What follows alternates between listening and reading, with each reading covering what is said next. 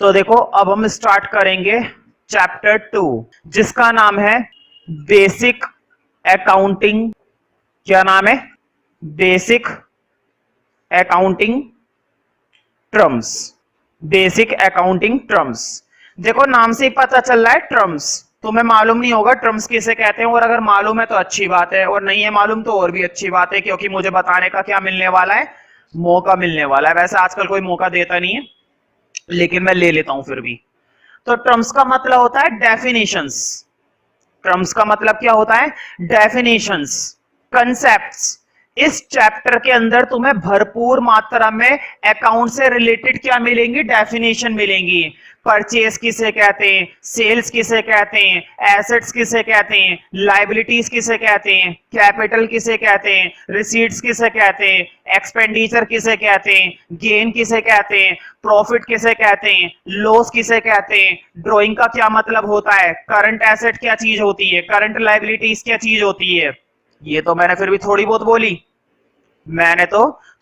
बोली, लेकिन अकाउंट की दुनिया में इससे भी ज्यादा कंसेप्ट्स हैं, अकाउंट की दुनिया में इससे भी ज्यादा डेफिनेशंस हैं। अब तुम सोचो, इतनी सारी डेफिनेशन, इतने सारे कंसेप्ट, इतनी सारी टर्मिनोलॉजी क्या एक चैप्टर के अंदर कंप्लीट की जा सकती है?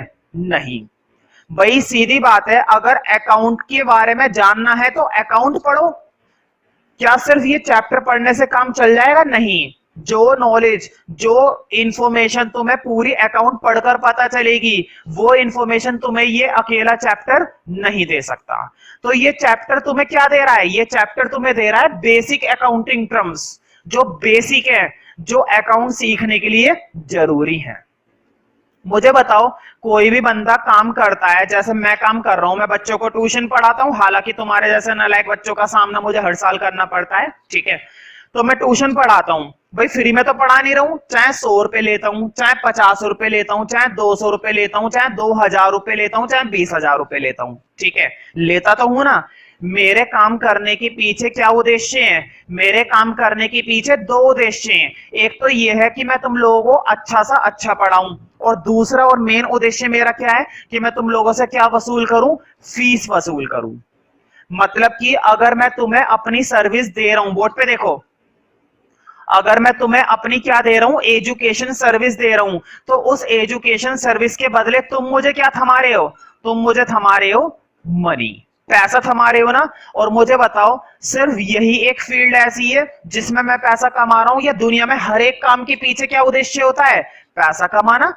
भाई, हर व्यक्ति किसी ना किसी बिजनेस में अगर लगा हुआ है, चाहे वो छोटे लेवल का बिजनेस हो, चाहे वो बड़े लेवल का बिजनेस हो, कभी तो उसे कोई चीज खरीदनी पड़ती है और कभी कभी उसे कोई चीज बेचनी पड़ती है। फॉर एग्जाम्पल, मैं तुम लोगों को पढ़ाने के लिए ये मार्कर खरीद के लाता हूं, मैं तुम लोगों को पढ़ाने के लिए ये लैपटॉप खरीद के लाता हूं, मैं तुम लोगों को पढ़ाने के लिए टीवी स्क्रीन खरीद के ला रखा हूं, मैं तुम लोगों को पढ़ाने के लिए बहुत सारी चीजें खरीदता हूं। इसी तरह से तुम भी तो पढ़ने के लिए बहुत कुछ खरीदते हो। तुम बुक्स खरीदते हो, तुम पेन खरीदते हो, तुम बैग खरीदते हो। दिमाग तो तुम्हारे पास है नहीं तो वो भी खरीद लेते, ठीक है। हालांकि बाजार में वो मिलता भी नहीं है ना, वो मैं तुम्हें दे सकता हूं। तो हर एक व्यक्ति कुछ ना कुछ क्या करता रहता है? सेल करता रहता है, और कुछ ना कुछ क्या करता रहता है? बेचता रहता है, ठीक है। धंधे में ये सब चलता रहता है। मान लो एक छोटी सी चीज की दुकान है, चीज की दुकान देखी है जहां पे टॉफी बिस्कुट वगैरह मिलते हैं, तुमने तो देखी होगी, चटोरे तो तुम लोग हो ही एक नंबर के। चीज की दुकान, तो तुम वहां पर जाते हो टॉफी खरीदने, बिस्कुट खरीदने, वो दुकानदार भी तो कहीं से खरीद के लाता है। वो दुकानदार कहीं से खरीदता है, फिर तुम्हें बेचता है, फिर खरीदता है, फिर बेचता है, सारा दिन यही करता रहता है, बेवकूफ कहीं का, ठीक है।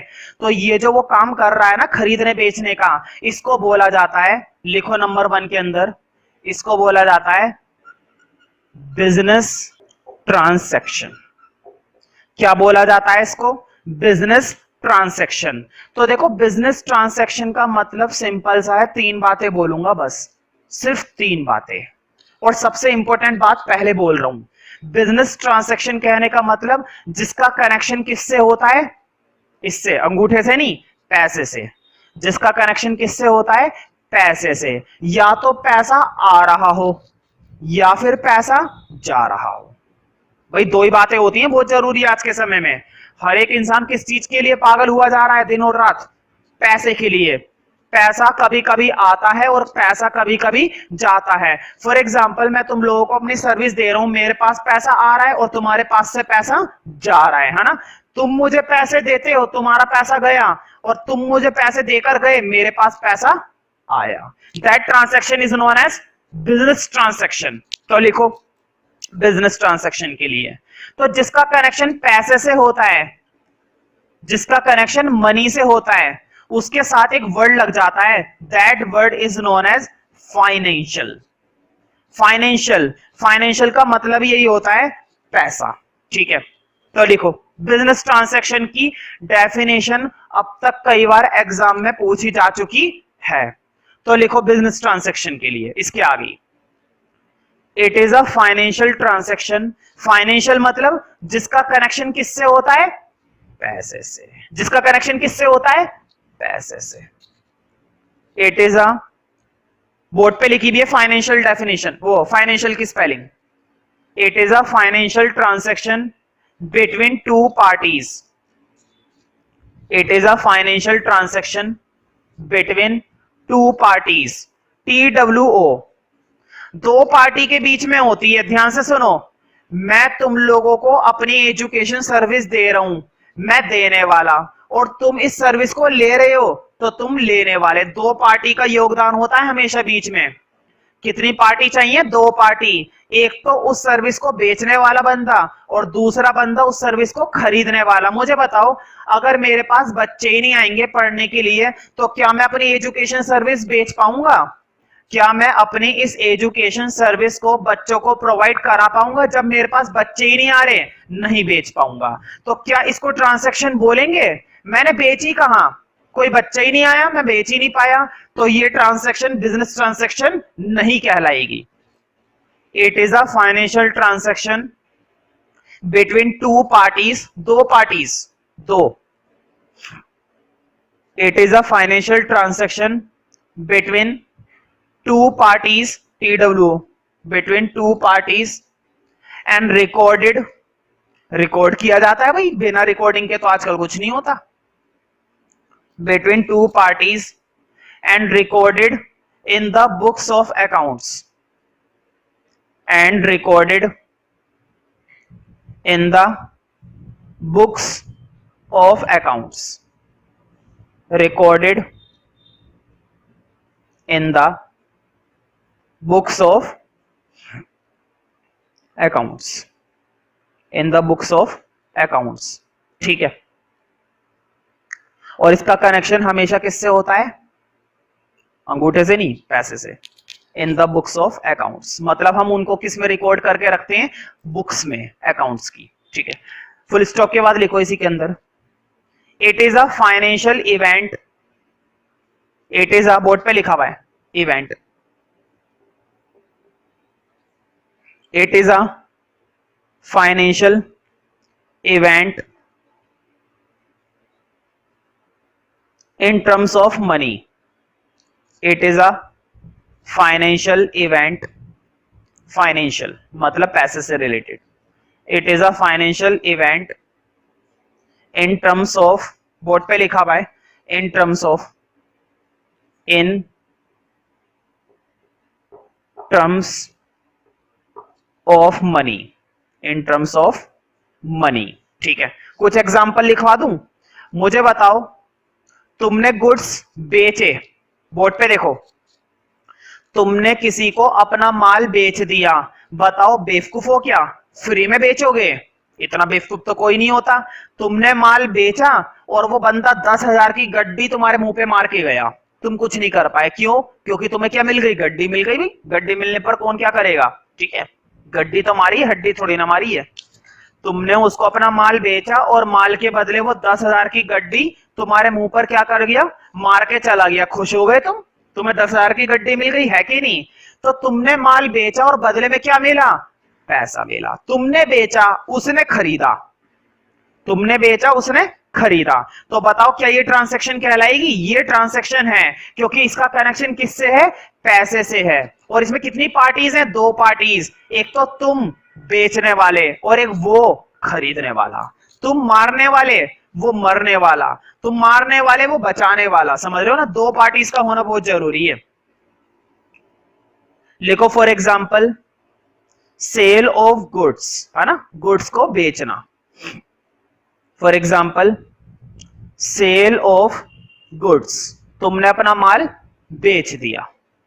Cell of goods comma purchase of goods, है ना, सेल करो या परचेज करो। Sale of goods comma purchase of goods. Sale of goods comma purchase of goods. और भी दुनिया भर की होती है, लिख लो एटसेट्रा, अब सारी थोड़ी ना लिखते रहेंगे। Sale of goods comma purchase of goods, उसके बाद लिख लो एटसेट्रा, ठीक है। कई बार पेपर में बिजनेस ट्रांजैक्शन की खासियत आई है, इसके फीचर से लिखने को आते हैं। बिजनेस ट्रांजैक्शन की और क्या क्या विशेषताएं होती हैं वो पेपर में कई बार पूछी जा चुकी हैं, तो वो बातें तुम किस में लिख लो, नोट के अंदर। तो नोट के अंदर लिखो कैरेक्टरिस्टिक्स। कैरेक्टरिस्टिक्स का मतलब होता है इसकी विशेषताएं, मतलब कि इसके फीचर्स, तो ब्रैकेट में लिख लेना कैरेक्टरिस्टिक्स के फीचर्स। किसके फीचर से लिखवा रहा हूं, बिजनेस ट्रांजैक्शन के, है ना। तो नोट के अंदर है ना एक हेडिंग, देखो नोट के अंदर पहले आगे लिखो कैरेक्टरिस्टिक्स, ब्रैकेट में लिख लो फीचर्स। अब लिखो पहला कैरेक्टरिस्टिक स्मॉल ए करके, स्मॉल ए से लिखो पहला कैरेक्टरिस्टिक। तो मुझे बताओ हर वो ट्रांजैक्शन जिसका कनेक्शन किससे होता है, पैसे से। हर वो ट्रांजैक्शन जिसका कनेक्शन किससे होता है, पैसे से, that transaction is known as business transaction. एक एग्जांपल देता हूं, मान लो मैं बच्चों को ट्यूशन पढ़ा रहा हूं, लेकिन मेरा यहां पर एक ही उद्देश्य है कि बच्चों से कोई फीस नहीं लूंगा। अब ये मत सोचना कि मेरा गुजारा कैसे चलेगा बिना पैसों के अगर मैं पढ़ाऊंगा, बस सोच कर देखो मेरा काम बच्चों से फीस लेने का है ही नहीं। मान लो मैं बच्चों से 1 रुपया भी नहीं लेता, बच्चों को बोर्ड पर पढ़ाता हूँ, वीडियो में पढ़ाता हूँ, नॉर्मली पढ़ाता रहता हूँ, सारा दिन पढ़ाने का काम करता हूँ, लेकिन बच्चों किसी बच्चे से कोई फीस नहीं मिलती है मुझे। तो बताओ ये जो काम चल रहा है तुम्हारे और मेरे बीच में, क्या ये बिजनेस ट्रांजैक्शन है? नहीं, क्योंकि बिजनेस ट्रांजैक्शन के पीछे कनेक्शन किसका होता है, पैसे का। और मैंने ये बात क्लियर बोल दी है कि मेरा पैसा खर्च करने का या ना ही तुमसे पैसे लेने का कोई मतलब नहीं है। तो ये ट्रांजैक्शन बिजनेस ट्रांजैक्शन नहीं है, ये सिर्फ एक सोशल वेलफेयर है, ये सिर्फ एक सोशल वेलफेयर है जो मैं बच्चों के लिए कर रहा हूं। तो लिखो स्मॉल ए में, it is related with money of goods और services. It is related to, किससे रिलेटेड होती है ट्रांजैक्शन, मनी से। It is related with money, related with money of goods और सर्विसेज, ऑफ गुड्स और services. It is related with money और goods of, sorry, और it is related with money of goods और services, goods और services, ठीक है। और आपस में क्या होना चाहिए, एक्सचेंज होना चाहिए गुड्स का। फॉर एग्जांपल मैं यहां पर तुम लोगों को क्लासेस देता हूं, तुम लोग मेरी सर्विस लेते हो और बदले में क्या देते हो, पैसे देते हो। एक चीज उधर जा रही है तो एक चीज इधर आ रही है, ध्यान से सुनो, एक चीज इधर आ रही है तो दूसरी चीज उधर जा रही है, ये काम होना बहुत जरूरी है, इसको बोलते हैं एक्सचेंज। जब तक एक्सचेंज नहीं है तब तक वो ट्रांजैक्शन नहीं है, या तो एक्सचेंज अभी हो जाए या कुछ समय के बाद होए, लेकिन एक्सचेंज जरूर होए। फॉर एग्जांपल अगर मैं तुम लोगों को पढ़ाता हूं, मान लो इस महीने की फीस तुमने अभी नहीं दी, तो दोगे तो सही ना, अगले महीने दोगे, देनी तो पड़ेगी, मतलब क्या करना जरूरी है, एक्सचेंज करना बहुत जरूरी है, ठीक है। तो लिखो नंबर बी में दूसरा feature, it is related to exchange of goods और services. It is related to exchange of, it is related to exchange of goods or services, related to exchange of goods और services. तो आपस में goods और services का क्या होना जरूरी है? एक्सचेंज होना बहुत जरूरी है। Related to exchange of goods और सर्विसेज, गुड्स और सर्विसेज, ठीक है। तो बताओ इससे हमारे पैसे पर फर्क पड़ता है ना, कैश पर फर्क पड़ता है। फॉर एग्जाम्पल मान लो इस साल मैंने 100 बच्चों को पढ़ाया, अगली साल 200 बच्चों को पढ़ाया, फिर मैंने 300 बच्चों को पढ़ाया। तो बताओ मेरी इनकम में चेंज होगा या नहीं होगा? मेरी इनकम में चेंज होगा ना।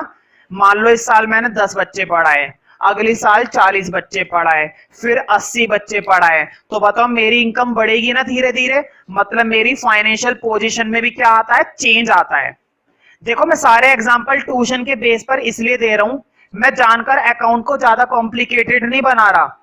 अभी अभी तुम्हें अकाउंट के बारे में ज्यादा नॉलेज नहीं है, इसलिए मैं वो एग्जांपल दे रहा हूं जो तुम समझ पाओ। मैं जानबूझकर अकाउंटिंग के एग्जांपल नहीं दे रहा, ठीक है, क्योंकि अभी हम अकाउंटिंग के बारे में सीख रहे हैं, धीरे धीरे सीखे नहीं है। सी में लिखो तीसरी खासियत, it is related to change in, it is related to change in financial position. इससे मेरी क्या बदलेगी? फाइनेंशियल पोजीशन बदलेगी, समझ रहे हो ना। मेरी इनकम का लेवल बदलेगा। पहले मैं 10 बच्चे पढ़ाता था, कम कमाता था, अब 50 बच्चे पढ़ाता हूं, अब ज्यादा कमाता हूं, फिर 100 बच्चे पढ़ाऊंगा, फिर और ज्यादा कमाऊंगा। मेरी फाइनेंशियल पोजीशन स्ट्रॉन्ग होती जा रही है, समझ रहे हो ना। तो ट्रांजैक्शन की वजह से हमारी फाइनेंशियल पोजीशन बदलती है, या तो खराब हो जाएगी या फाइनेंशियल पोजीशन स्ट्रॉन्ग हो जाएगी, ठीक है। तो लिखो it is related to change in financial position, it is related to change in financial position। इससे हमारी क्या बदलती है भाई? Financial position. it is related to change in financial position। तो मैं मालूम है अकाउंट्स में हर एक चीज के 2 रूल होते हैं, डेबिट और क्रेडिट, क्योंकि हम क्या पढ़ रहे हैं? हम पढ़ रहे हैं double entry book keeping system, और इसके अंदर कोई चीज आ रही होती है तो कोई चीज जा रही होती है। किसी चीज का फायदा होता है तो दूसरी चीज का क्या होता है? नुकसान होता है। याद है ना, जर्नल एंट्री के अंदर हमने बेसिक सीखा था डेबिट और क्रेडिट, ठीक है। तो हर एक फाइनेंशियल ट्रांजैक्शन के कितने इंपैक्ट होते हैं? कम से कम 2 इंपैक्ट, एक डेबिट होगा तो दूसरा क्रेडिट होगा, कम से कम क्या 2 ही होते हैं बस। तो डी और आखिरी फीचर लिखो, it has dual aspect. Board पे लिखा हुआ है डुअल। डुअल का मतलब होता है 2, इसके 2 एस्पेक्ट होते हैं, मतलब 2 कंडीशन होती है, एक डेबिट तो दूसरा क्रेडिट। लिखो it has dual aspect, debit and credit. It has dual aspect, debit and credit. क्या क्या होता है? Debit and credit. तो देखो बिजनेस ट्रांजैक्शन की ये सारे फीचर कई बार एग्जाम में आ चुके हैं। बोर्ड पे देखो, तुम मार्केट में गए, नॉर्मल एग्जांपल देता हूं, तुम किसी शोरूम के अंदर गए अपने घर के लिए, तुम अपने घर के लिए क्या खरीदने के लिए गए? फर्नीचर खरीदने के लिए गए, फर्नीचर खरीदने के लिए गए। भाई तुम्हारे जानने वालों की दुकान थी, तुमने सोचा बढ़िया मिलता है यहाँ पर, जान पहचान के लोग हैं, खरीद लेते हैं यहीं से, तो तुम खरीदने चले गए मुंह उठाकर। और फर्नीचर का रेट था भाई 50,000 रुपए। क्या करे, बड़ा महंगा फर्नीचर खरीदा, तुम अमीर लोग हो, हम तो भाई 10-10 हजार 5-5 हजार वाले में काम चला लेते हैं, लेकिन तुम लोग अमीर हो, तो तुम कितने रुपए का फर्नीचर खरीदने के बारे में सोच रहे थे? 50,000 का फर्नीचर। अब मैं सच्चाई बताता हूँ, नाम के लिए अमीर हो और कुछ नहीं है। तुमने क्या कहा? तुमने कहा कि यार एक काम कर, इतने रुपए तो मेरे पास है नहीं, और दुकानें तुम्हारी जानने वालों की, दुकानें तुम्हारी जानने वालों की, तो तुमने क्या कहा? तुमने उससे कहा मैं तेरे को 50,000 कैश नहीं दे सकता या नहीं दे सकती, ठीक है। तुम्हारे पापा ने या तुम्हारी मम्मी ने क्या बोला कि हम 50,000 का कैश अभी नहीं दे सकते, एक काम करो उधार कर लो, ठीक 1 महीने बाद हम तुम लोगों को ये पेड कर देंगे। तो तुमने क्या शब्द बोला, तुमने कहा कि मैं अभी कैश नहीं दे सकता, मैं तुम्हें क्या करके जा रहा हूं, ये वाला माल उधार। अकाउंट की भाषा में उधार के लिए एक शब्द होता है क्रेडिट। उधार को क्या बोला जाता है, क्रेडिट बोला जाता है। फॉर एग्जाम्पल मैं मार्केट में गया ये मार्कर खरीदने, फॉर एग्जाम्पल देखो जैसे कि ये तो 15-20 रुपए का है लेकिन मुझे उधार समझाना है, तो मैंने दुकानदार से क्या बोला, दुकानदार मुझे जानता था भाई कि ये बहुत ही कमाल का टीचर है कि नहीं, मार्कर खरीदने आता है और कभी भी पैसे देता नहीं है। तो मैंने उससे कहा यार 15-20 रुपए की तो बात है, ले लियो कल परसों, मेरा क्या जा रहा है ना, ले लियो कल परसों। तो मैं क्या करके आ गया, वहां पर भी उधार करके आ गया। यानी कि ट्रांसैक्शन भी दो तरह से हो जाती है, या तो तुम हाथों हाथ 50,000 की गड्डी उसकी मुंह में डालोगे, या फिर तुम उसको क्या देकर आओगे, उधार करके आओगे। मुझे बताओ अगर आज तुमने किसी से उधार लिया है तो चुकाओगे नहीं, कल नहीं चुकाओगे, परसों नहीं चुकाओगे, देना तो पड़ेगा, एक ना एक दिन तुम्हें वो पैसा देना पड़ेगा, इससे पहले कि वो अपने गुंडे भिजवा दें, है ना, आजकल गुंडों का जमाना है भाई।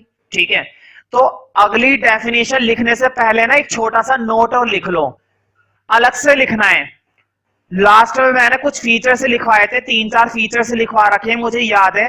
फीचर्स के बाद एक छोटा सा नोट अलग से लिख लो, सिर्फ एक ही नोट है बस, सिर्फ एक ही नोट लिखना है, तो वो नोट लिख लो। इसका मतलब ये हुआ कि ट्रांजैक्शन क्या क्या हो सकती है, ट्रांजैक्शन कैश भी हो सकती है और ट्रांजैक्शन क्रेडिट भी हो सकती है। 50,000 की गड्डी हड्डी बना के तुमने उसके मुंह में भी डाल सकते हो, या फिर 50,000 की गड्डी का क्या कर सकते हो, उधार कर सकते हो, है ना।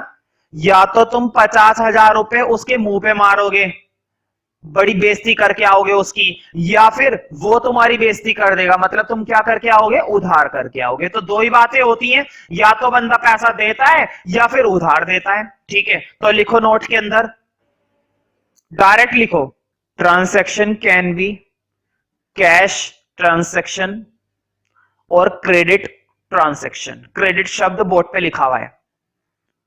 Transaction can be cash transaction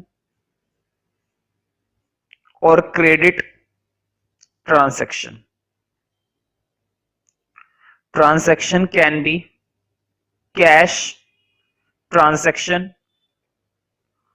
और क्रेडिट ट्रांसैक्शन। ठीक है, ट्रांसैक्शन या तो कैश हो सकती है या फिर ट्रांसैक्शन क्रेडिट हो सकती है।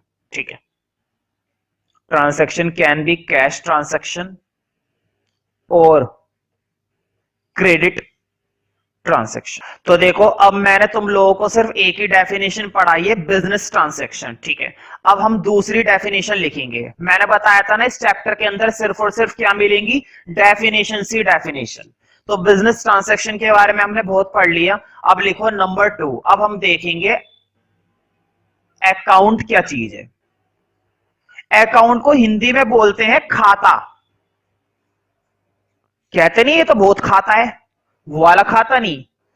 देखो मैं ये बात मानकर चलूंगा कि तुम्हें अकाउंट के बारे में कुछ भी नॉलेज नहीं है, और जो भी नॉलेज मैं दूंगा वहीं से तुम्हें मिलेगी, बस मैं ये बात मानकर चल रहा हूं।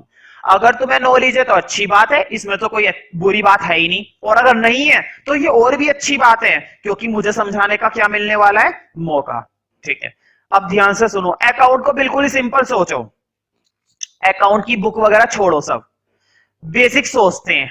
बोर्ड पे देखते जाना मुझे बताकर। देख मुझे बताओ, पूरे महीने तुम एक दुकान लेते हो किराए पर, किस पर लेते हो, दुकान किराए पर लेते हो। गरीब इंसान हो मेरी तरह, मेरी तरह क्या हो, गरीब इंसान हो, तो तुमने दुकान किस पर ले रखी है, किराए पर ले रखी है। किराए को इंग्लिश में बोलते हैं रेंट। किराए को क्या बोलते हैं इंग्लिश में, रेंट बोलते हैं। ठीक है, अब तुम थोड़े से अमीर हो गए, थोड़े से क्या हो गए भाई, अमीर हो गए, बहुत ही ज्यादा अमीर। तो तुमने क्या करे, तुमने अपनी दुकान के अंदर 5 क्या रख लिए, वर्कर रख लिए। 5 क्या रख लिए, वर्कर। बताओ फोकट में काम करेंगे वर्कर, फोकट में कोई नहीं करता।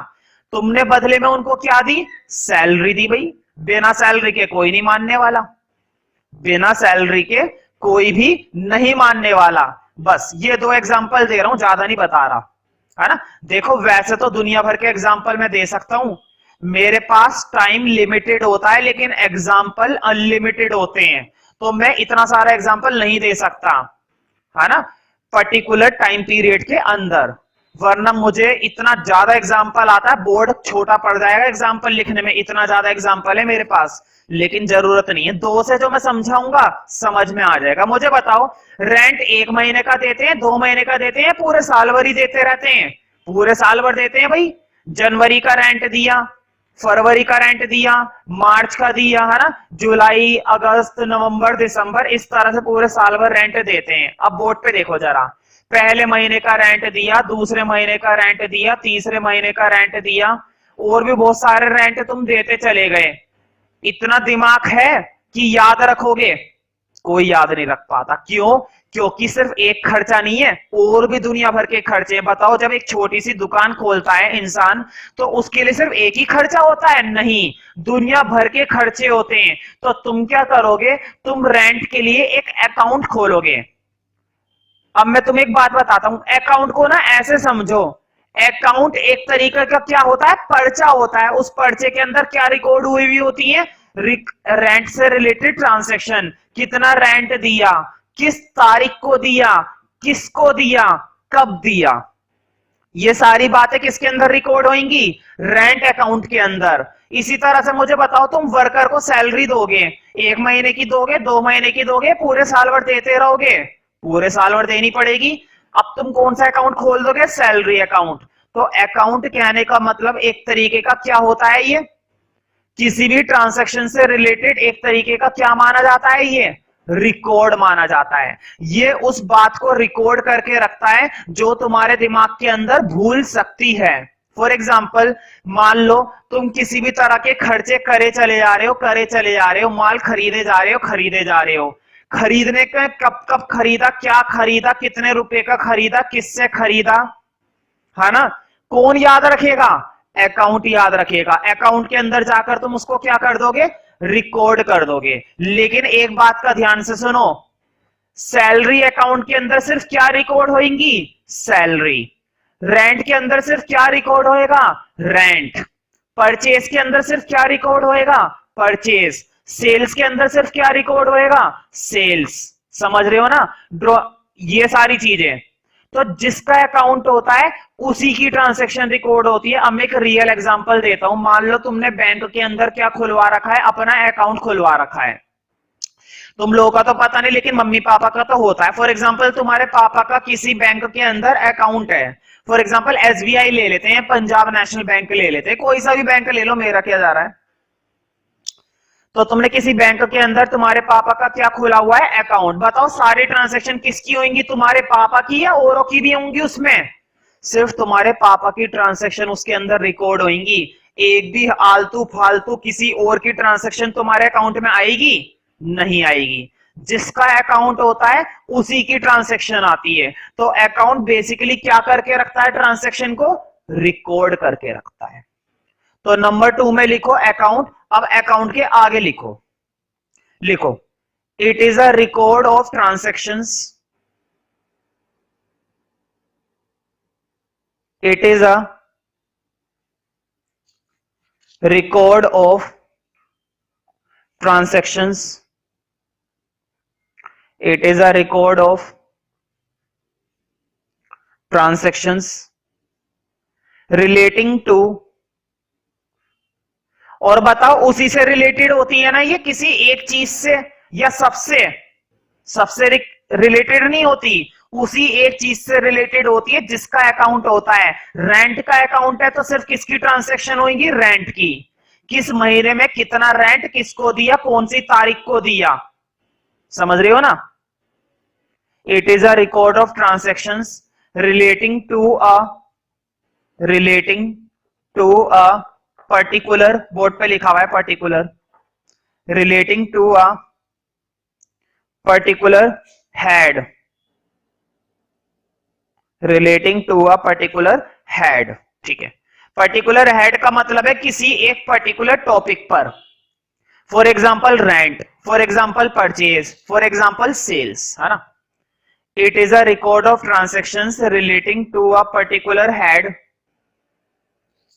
एट वन प्लेस, मतलब एक ही जगह, at one place, at one place, full stop के बाद लिखो it also records, it also records the effect of transaction, it also records the effect of transaction, it also records, it it also records the effect of transaction, effect of transaction, it also records the effect of transaction. अब लिखो third definition, तीसरी term. तीसरी term के बारे में बताने से पहले मैं तुम्हें कुछ और बातें बताऊंगा। मैंने सोचा कि मैं बच्चों को ट्यूशन पढ़ाना स्टार्ट करूंगा। तुम्हें मालूम है आज के समय में ट्यूशन भी एक अच्छा खासा क्या माना जाता है, बिजनेस माना जाता है। सीधे शब्दों में बोलूं तो ट्यूशन को भी किस नाम से जाना जाता है, बिजनेस के नाम से। अब मैंने सोचा ट्यूशन पढ़ाना शुरू करूंगा। मैंने पापा से बोला मुझे ट्यूशन पढ़ाना है, क्योंकि मुझे नॉलेज थी। मेरे अंदर क्या था, दिमाग था। वो तो खैर सब में होता है दिमाग तो, है ना, लेकिन मुझे पढ़ाने की नॉलेज थी कि कैसे पढ़ाया जाता है। ठीक है, तो नॉलेज होना सिर्फ काफी नहीं होता। पापा ने कहा चेयर चाहिए, बोर्ड चाहिए, स्क्रीन चाहिए, लाइटें चाहिए, इलेक्ट्रिसिटी चाहिए और रूम चाहिए। इतनी सारी चीजें चाहिए और इतनी सारी चीजों के लिए क्या चाहिए, पैसा चाहिए भाई। ये क्या चाहिए, अंगूठा नहीं, पैसा चाहिए। तो मुझे बताओ किसी भी काम को स्टार्ट करने के लिए मुझे क्या लगाना पड़ेगा, पहले पैसा लगाना पड़ेगा। बिना पैसे के तो आज के समय में बीवी खुश नहीं होती। ये तो फिर भी ट्यूशन है, ठीक है। तो मुझे पैसा चाहिए और पैसे के अलावा और भी बहुत सारी चीजें चाहिए, जैसे कि अभी अभी मैंने बताया। हालांकि वो चीजें भी किससे मिलेगी, पैसे से ही मिलेगी, लेकिन टेक्निकली और चीजें भी तो चाहिए। फॉर एग्जांपल मुझे चेयर चाहिए, मुझे रूम चाहिए, मुझे बोर्ड चाहिए, मार्कर चाहिए, ठीक है। तो कैश तो है ही है, कैश तो तुम्हें जरूरत पड़ेगी पड़ेगी, लेकिन कैश के अलावा और भी बहुत सारी चीजें तुम्हें लगानी पड़ेंगी। तब जाके मैं किसी बिजनेस को क्या कर पाऊंगा, स्टार्ट कर पाऊंगा। बिना इन सब चीजों के क्या मैं अपना बिजनेस स्टार्ट कर सकता हूं, नहीं कर सकता। सिर्फ मेरे अंदर नॉलेज होने से काम नहीं चलने वाला। मुझे क्या सब चाहिए, ये सारी चीजें चाहिए। तो ये सारी चीजें सबसे पहले मुझे अपने बिजनेस में लगानी पड़ेगी। मतलब अपने बिजनेस के अंदर मुझे इन सब चीजों का क्या करना पड़ेगा, इन्वेस्ट करना पड़ेगा। इन्वेस्ट का मतलब ये होता है, ध्यान से सुनो, नया शब्द है इन्वेस्ट, शायद तुम लोगों को मालूम हो शायद ना मालूम हो। ध्यान से सुनो, किसी भी काम को शुरू करने से पहले, ध्यान से सुनो, किसी भी काम को शुरू करने से पहले जो पैसा उसमें लगाया गया है, that money is known as invested amount. वही पैसा क्या कहलाता है, इन्वेस्टमेंट कहलाता है। फॉर एग्जाम्पल यहां पर मुझे बिठाने के लिए एक रूम लेना था किराए पर, 10,000 रुपए पर मंथ। यहां पर बिठाने के लिए मुझे चेयर लानी थी, मान लो 1,000 रुपए की वन चेयर है। तो ये सारी चीजें मेरी क्या कहलाएंगी, इन्वेस्टमेंट कहलाएगी, ठीक है। और जितना पैसा वो बंदा इन्वेस्ट करता है किसी भी बिजनेस को चलाने के लिए, जब भी कोई बंदा किसी बिजनेस को चलाने के लिए पैसा लगाता है, दैट पैसा या that amount is known as capital. वो पैसा उसका क्या कहलाता है, कैपिटल कहलाता है। अब तुम समझ गए होंगे तीसरी और मेन डेफिनेशन क्या है, कैपिटल है, ठीक है। तो कहते नहीं है क्या कितने रुपए लगाएगा तू, तो मैंने बोला 10 लाख, उसने बोला मजाक कर रहा है क्या, इतने कम रुपए में कुछ नहीं होता, ठीक है। तो लिखो कैपिटल में। तो कैपिटल बड़ी आसान चीज है, किसी भी काम को शुरू करने के लिए क्या लगाना पड़ेगा, तुम्हें पैसा लगाना पड़ेगा, और वो पैसा क्या कहलाता है, कैपिटल कहलाती है। मतलब ये वो अमाउंट है जो तुमने इन्वेस्ट कर दिया, मतलब अपना पैसा धंधे में लगा दिया। बिना पैसों के धंधा नहीं होता। अगर एक छोटी सी मूंगफली की दुकान भी खोलनी है तो मूंगफली की दुकान के लिए क्या करना पड़ेगा, एक रेडी लेनी पड़ेगी, मूंगफली लेनी पड़ेगी, सबसे बड़ी बात है ना, लकड़ियां लेनी पड़ेगी, वो जलाकर भूनते हैं ना उसको, तो कुछ तो लेना ही पड़ेगा, बिना उसके तो होगा नहीं। तो लिखो कैपिटल के लिए it is the amount invested, board पे लिखा हुआ है इन्वेस्ट, ईडी लगा देता हूं बस, it is the amount invested by the proprietor, board पे लिखा हुआ है प्रोप्राइटर, प्रोप्राइटर, प्रोप्राइटर वो बंदा होता है जो बंदा अपना क्या लगाने के लिए तैयार है, पैसा। मुझे बताओ, मैं तुम लोगों को ट्यूशन पढ़ाने के लिए पैसा लगाकर बैठा हुआ हूं, मैंने रूम खरीद रखा है, मैंने चेयर खरीद रखी, मैं क्या कहलाऊंगा, प्रोप्राइटर। हर वो बंदा जो अपना पैसा खर्च करने के लिए तैयार है, हर वो बंदा जो अपना पैसा किसी धंधे में लगाने के लिए तैयार है, क्या कहलाता है, प्रोप्राइटर। क्या कहलाता है वो, उस काम का प्रोप्राइटर कहलाता है। मालिक, हिंदी में अगर तुम बोलना चाहो तो क्या बोल सकते हो, मालिक। मालिक समझते हो ना, तो लिखो it is the amount invested, it is the amount invested bye proprietor of business, जो कि धंधे का क्या है, मालिक है। मान लो एक बंदे ने दुकान खोल रखी है स्टेशनरी की, तो उसने वो दुकान किराए पर ले रखी है, उसने सामान मंगवा रखा है, उसने वर्कर रखा रखे हैं, है कि नहीं, तो वो क्या कहलाएगा, मालिक कहलाएगा। It is the amount invested bye proprietor of business, it is the amount invested bye proprietor of the business, business का क्या है वो, प्रोप्राइटर है, ऑफ द बिजनेस। और मुझे बताओ, जो वो पैसा इन्वेस्ट करता है, कैश भी हो सकता है, मतलब पैसा भी लगा सकता है, और पैसे के अलावा चीजों को भी लगा सकता है। फॉर एग्जांपल, मैं तुम लोगों को पढ़ाने के लिए बोर्ड का इस्तेमाल करता हूं, बताओ कैश है या कुछ और है, कैश के अलावा कुछ और है ना। चेयर का इस्तेमाल किया जा रहा है, कैश के अलावा कुछ और है, लेकिन अगर मैंने यहां पर स्टाफ रख रखा है तो उसको सैलरी देनी पड़ेगी, तो कैश। तो जो पैसा हम लगा रहे हैं वो कैश भी हो सकता है, और कैश के अलावा कोई चीज भी हो सकती है। तो लिखो इसी के अंदर फुल स्टॉप के बाद, बिजनेस के बाद लिखो इट मे बी मनी और एसेट्स, बोर्ड पे लिखा हुआ है इट मे बी मनी, और मतलब या तो वो मनी हो सकती है या फिर वो कुछ और हो सकता है। इट मे बी मनी और assets, it may be money और assets, it may be money, मतलब मनी भी हो सकती है या मनी के अलावा एसेट्स भी हो सकती हैं। अभी मैं बता दूंगा ये एसेट क्या होती है, वैसे भी इसके बारे में आने वाला आगे टॉपिक। एसेट, ये जो शब्द आया है, ये एसेट क्या चीज है अभी आगे समझ में आ जाएगा। इट मे बी मनी और एसेट्स, इसी में लिखो फुल स्टॉप के बाद इट इज अ लाइबिलिटी। बताओ, जब वो धंधा बंद करेगा अपना, जब वो धंधा बंद करेगा, इन सब चीजों को अपने पास रखेगा या बेच देगा, बेच देगा, और बेचने के बाद पैसा कहां पे रखेगा, अपने पास रखेगा। इसका मतलब ये हुआ कि जब धंधा बंद हो जाएगा तो ये जो कैपिटल उसने लगा रखी है ना, ये कैपिटल का पैसा किसको मिल जाएगा वापस, उसी को मिल जाएगा जो मालिक था। हाँ, उतना नहीं मिलेगा शायद जितना लगाया था। फॉर एग्जाम्पल, अगर तुमने बोर्ड खरीदा था तो जब बेचोगे पुराना बोर्ड तो उतने का नहीं बिकेगा, तुमने चेयर खरीदी थी तो उतने की नहीं बिकेगी, तुमने दुकान खरीदी थी उतने की नहीं बिकेगी। कोई सी चीज महंगी बिक सकती है और कोई सी चीज सस्ती बिक सकती है, लेकिन बिकेगी जरूर।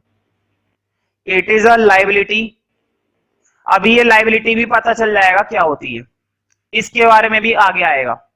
It is a liability towards the proprietor, it is a liability, board पे लिखी हुई है spelling, it is a liability towards the proprietor, मतलब ये मालिक के लिए क्या होती है, लाइबिलिटी होती है। लाइबिलिटी का मतलब होता है देनदारी, मालिक को ये पैसा वापस मिल जाएगा। कब मिलेगा, जब वो धंधा बंद करेगा। It is a liability towards the proprietor, liability towards the proprietor. अब कुछ बातें नोट में लिखना, अब ध्यान से समझो, फिर से देखो बोर्ड पे, नोट के अंदर लिखना है ए पॉइंट। देखो, फॉर एग्जाम्पल तुमने कैपिटल लगा रखी थी 10 लाख, मतलब तुमने अपने धंधे में कितने रुपए लगा रखे थे, 10 लाख रुपए लगा रखे थे। इस साल तुम्हें प्रॉफिट हुआ 50,000 का। कितने रुपए का प्रॉफिट हुआ, तुमने फर्स्ट ईयर अपने पैसे कमाए और जो पैसे लगाए थे कितने ज्यादा प्रॉफिट हुआ 50,000 का। मुझे बताओ, धंधे में लगा रखे थे 10 लाख और 50,000 का क्या हो गया, प्रॉफिट हो गया। तुम्हारी कैपिटल बढ़ जाएगी या कम हो जाएगी? बताओ, फायदा हुआ है ना ये तुम्हारा। फायदा जोड़ोगे या माइनस करोगे? फायदा जुड़ेगा।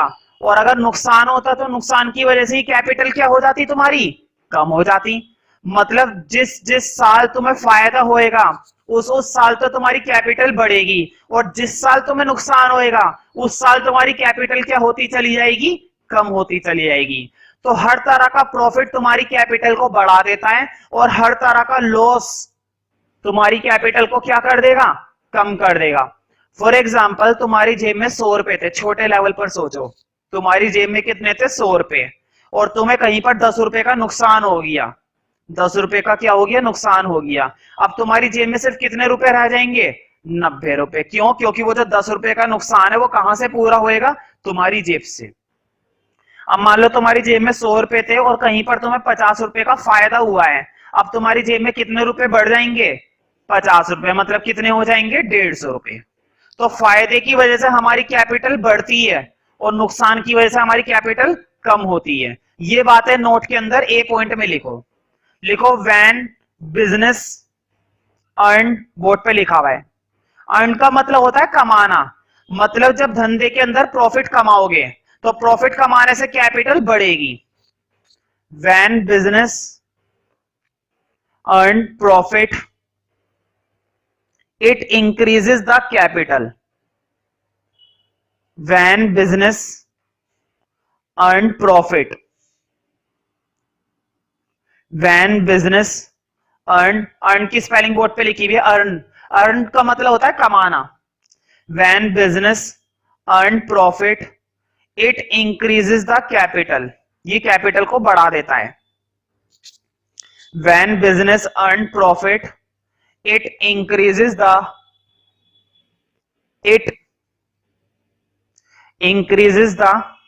capital, it increases the capital। ठीक है, लेकिन अगर कोई लॉस हो गया तो ये बात लिखो नंबर बी में, लिखो when there is loss, when there is loss, loss का मतलब नुकसान। when there is loss it decreases the capital, it decreases the capital।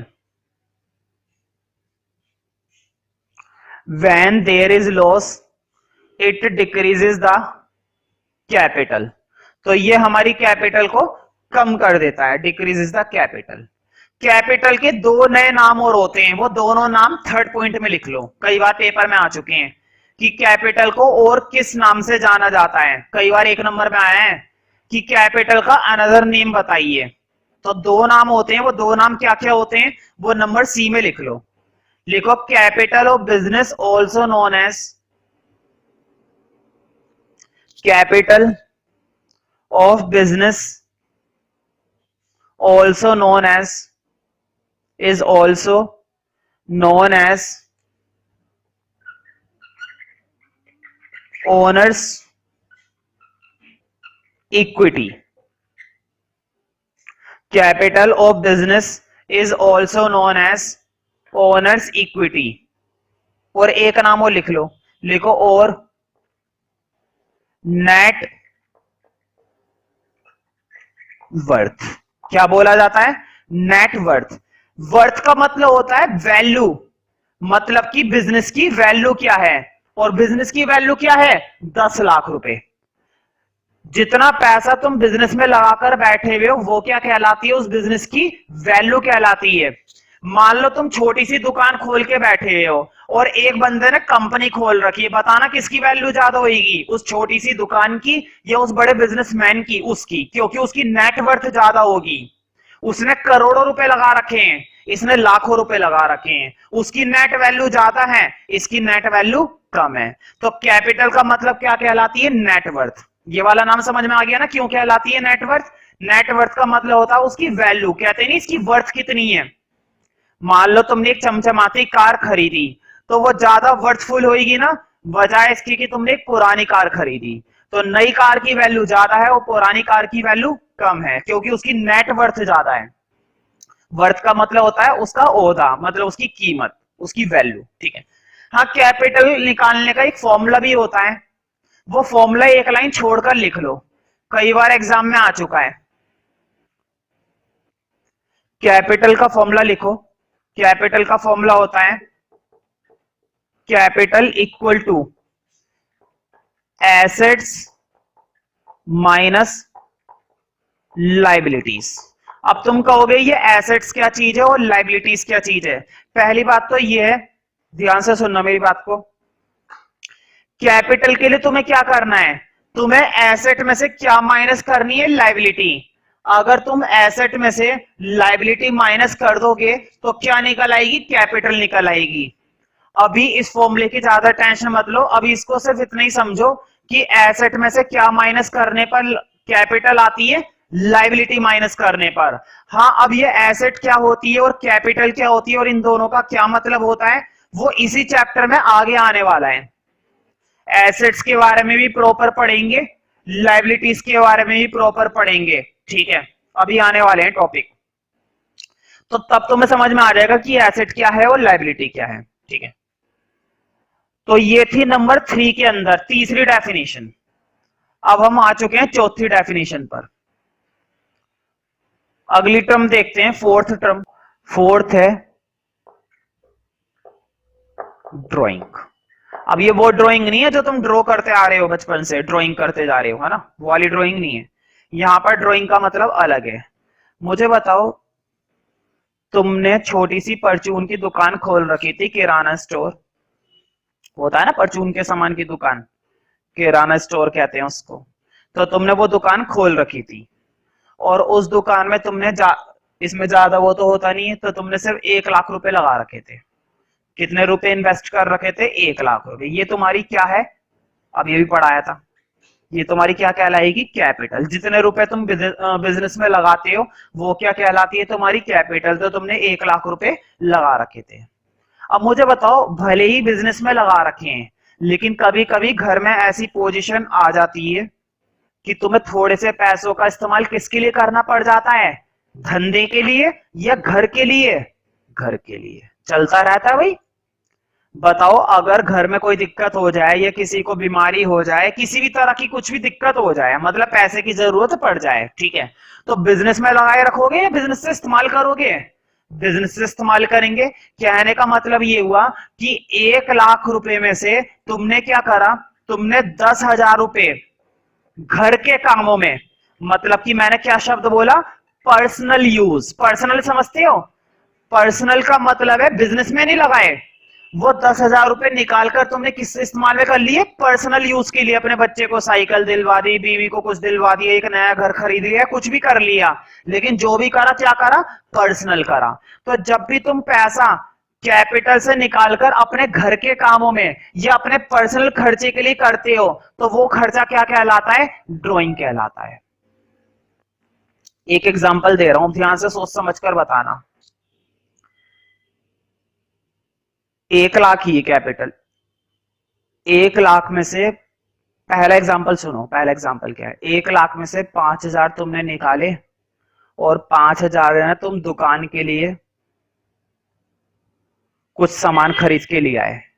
5,000 रुपए का खर्चा दुकान के लिए, दुकान के लिए कुछ सामान खरीद करके लिए आए, ये था पहला example.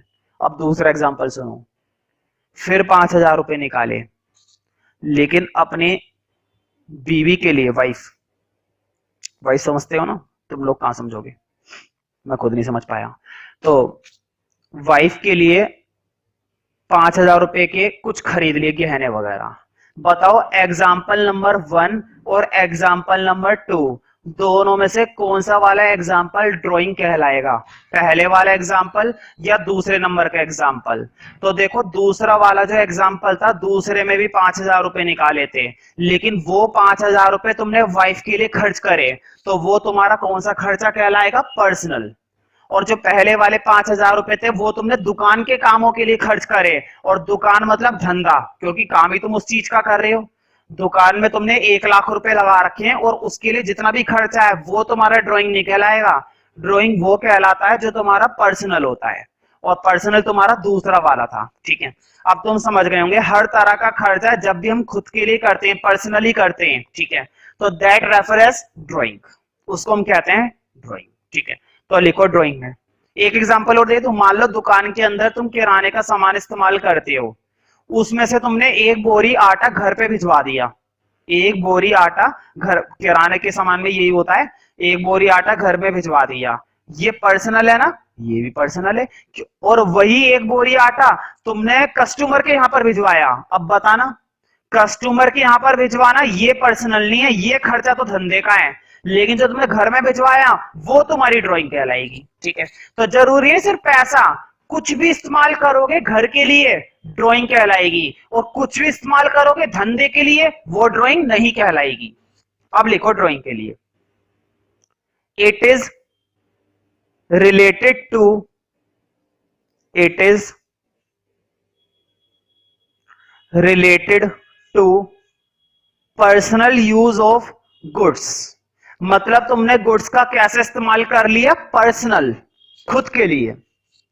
It is related to personal use of goods और एनी अमाउंट, है ना, या फिर पैसे भी हो सकते हैं। ठीक है, पैसे का इस्तेमाल करो चाहे चीजों का इस्तेमाल करो, लेकिन खुद के लिए। It is related to personal use of goods, it is related to personal use of goods और एनी अमाउंट, और एनी अमाउंट ऑफ मनी, और any amount of money, any amount of money. ठीक है, मतलब कि या तो पैसा या फिर कोई goods, any amount of money. ठीक है, फुल स्टॉप के बाद लिखो, मुझे बताओ जब तुमने ये 10,000 रुपए अपने घर के कामों में खर्च करे, अब तुम्हारी कैपिटल कितनी रह गई, 90,000 रह गई ना।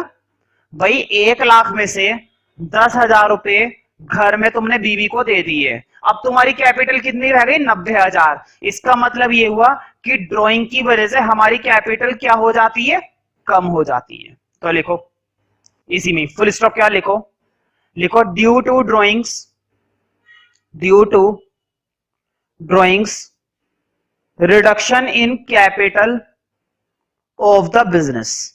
कैपिटल में क्या हो जाता है, रिडक्शन हो जाता है। रिडक्शन का मतलब होता है कमी हो जाती है। Due to drawing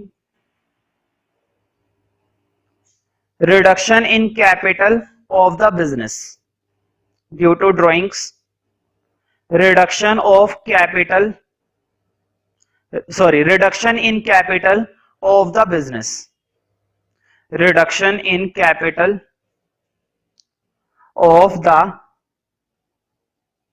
business, reduction in capital of the business. तो बिजनेस की कैपिटल जितनी भी थी उसमें क्या हो जाएगी, कमी हो जाएगी, अगर तुम लगातार क्या करते रहोगे, घर के कामों के लिए खर्च करते रहोगे।